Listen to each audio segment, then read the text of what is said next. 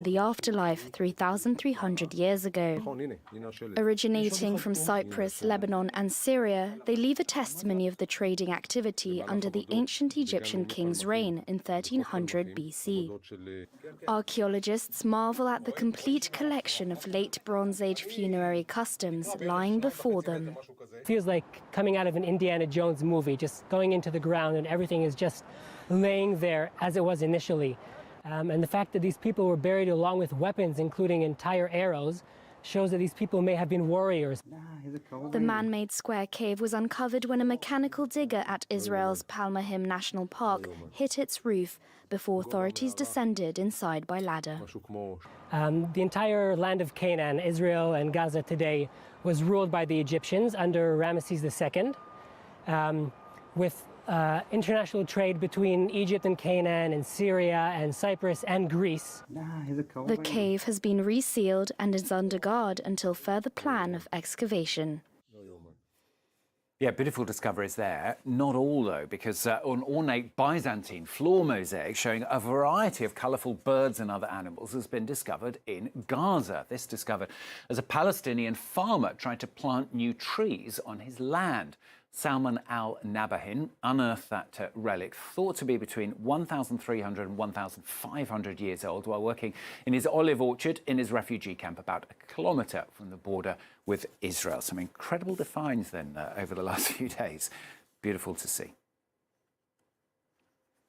The main headlines on Live from Paris. Thousands of people already packing the streets of London as millions are expected to watch around the world. Those final preparations then for the funeral of Queen Elizabeth. The later, you can see there, the last 10-15 minutes of people allowed to file past the coffin in that state ceremony. The lying in state ceremony is due to formally end in around 15 minutes. I'll talk to our correspondent in London very shortly, so stay with us for that.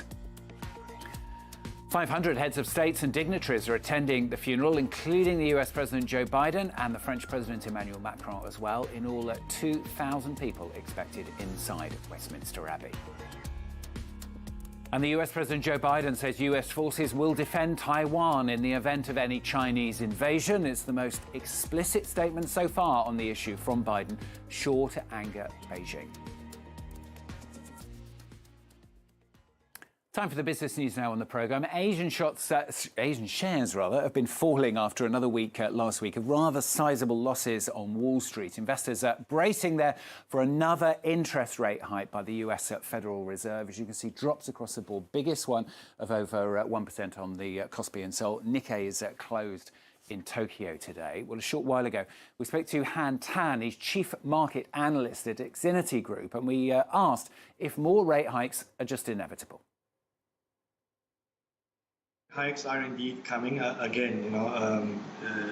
When you look at the inflation data that's coming out of especially major economies, central banks really are in no other position but to hike interest rates. And there's almost been like a race of sorts to see which central bank can hike faster, depending on whether their respective economies can tolerate it, right?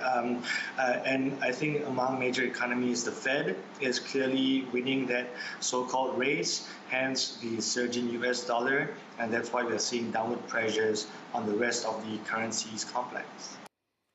And there in Abu Dhabi. Now, Sri Lanka continues to grapple with the worst economic crisis in its history, and the country's Tamil community is being hardest hit. Sri Lankan Tamils are the largest ethnic minority in the island nation, and many of them, well, they're still really struggling to recover from the country's decades-long civil war that lasted until 2009. Yinka Oyatadi has more. In Militivu, a town on Sri Lanka's northeastern coast, Singaram tends tirelessly to his vegetable patch day and night.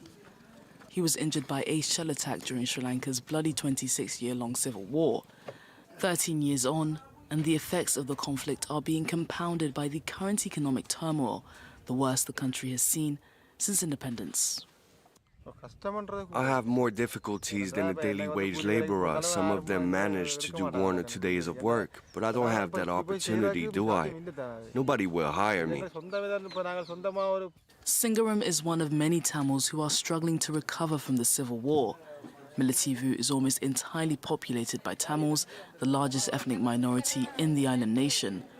According to Save the Children, The town is the second poorest in Sri Lanka.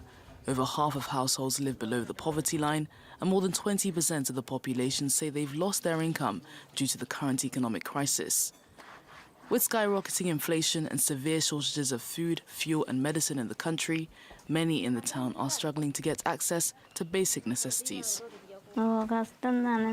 It's difficult because I don't have the means to buy a motor, so I bathe by fetching water from the pump and filling it in the tub. I only bathe once every 2 days because there's no kerosene. There's no kerosene at all. Tens of thousands of Tamils fled the country during the civil war, and 800,000 more were internally displaced. The acute economic crisis has pushed dozens more to try and seek a better life in neighbouring India. Yinko Yatadi there with that report ending the business news. It's time for the papers now. Guess what we're talking about in the newspapers? Yes, of course, we're talking about the funeral of the Queen. Solange Mougin is joining me here. Queen, Solange, you're starting off with the British papers. Of course, they're completely full of it today. Yes, they are. For this final farewell, many of the papers chose a never-before-seen photograph of the Queen. As it comes up here, I'll show you. It's a bit of a Andy Warhol-like display of this mashup of the British papers. This photograph was released for the occasion. The Queen had chosen her signature 3 strands of pearls, as well as some brooches that her father gave her as a teen that were allegedly dear to her heart. And as we see in this sort of Andy Warhol-like mashup, a lot of the papers are going with this idea of a final farewell. Another word that is very prominent is the word glorious, making reference here to their love of her reign. Now, some papers did not take this angle, as you'll note in the Daily Star up here. It chose something different, and we have a zoom on that. It shows Kingdom United, the last portrait, referring here to the outpouring of grief, the hours-long queue to see her coffin, the moment of silence last night, and as well, the some 2 million people that are expected in the streets of London today. And of note as well is the front page of The Guardian. It went with a bit of a different view with a drawing of the Queen, and it's saying here that it is a global farewell and the grandest of farewells as world leaders descend on the United Kingdom. Not just the British papers, of course, Solange, the foreign papers, inevitably, of course, full of it as well. Yeah, as we see in Aujourd'hui en France, there's much of the same kind of tributes. The funeral of the century, it says on its front page. There is the same frenzy in France according to Aujourd'hui en France. It has actually a multiple-page spread of what will happen during the ceremony. It explains the entire makeup of Westminster Abbey. And it also says in its editorial over here, the world is at Queen Elizabeth's feet. Now, there's the same kind of tribute in Le Figaro today. The entire world is paying homage in memory to Elizabeth II, referring here to some 500 dignitaries that are expected at the funeral. This is a moment to test the temperature of the UK's friendships with foreign powers, the thermometer of the nations. It is a thermometer of the nation's relations. Now let's look at Libération, because not all the papers are as happy about as avid fans of the royalty. On the front page of Libération, there is no talk of the funeral. Rather, it's about the upcoming World Cup. The first mention of the Queen is on page 16, and then there is as well a scathing op-ed about King Charles' viral videos of getting annoyed over inkwells. Charles has, quote, Charles has everything that makes a king fall. The paper says he is capricious and a snob, referring as well to the fact that every morning he likes his shoelaces to be ironed. As we see in Coco's cartoon, which I've zoomed for you as well here, as we see in Coco's cartoon, you have the Union Jack, people lining up around the Queen's coffin, and it says there is nearly as many people as at the food bank, a reference here of a criticism of sorts of the cost of living crisis in the UK and poverty there. Also, Humanité is not full of praise either. Its headline says, Le Royaume des Unis, the ununited kingdom, referring here to the fact that many in Ireland and in Scotland aspire for independence. Yeah, lots of tributes as well, though, Solange, from the cartoonists, particularly, inevitably, of course, the British ones. Yeah, let's start with Blower. He has a cartoon today of the Queen's crown. He says Britain is the shining bit of the globe today as it sits atop the crown jewels.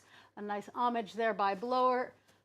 Now let's move on to another. This is a bit more lukewarm. It's from Ben Jennings of The Guardian. He has a bit of a more critical view. It's about symbols. It's called the title of the cartoon is The Trappings of Royalty and the Intimidations of Mortality. And then Morton Moreland's cartoon, which is my favorite. You have an old man who's watching the funeral of his companion, who for many is the Queen. Her death has left an empty chore of sorts in millions of homes. Yeah, sad one there. Heartwarming stories for love for the Queen as well, you found, Solange. Oop. Give me a moment here as I try and give you the last ones. There we go. Yes, this is a day of sadness, but there is also love in the air, as we see in this article by the LBC, the radio station. It tells a story of two people who were queuing up to see the Queen's coffin, two strangers who struck up a newfound friendship and possibly a romantic one with them.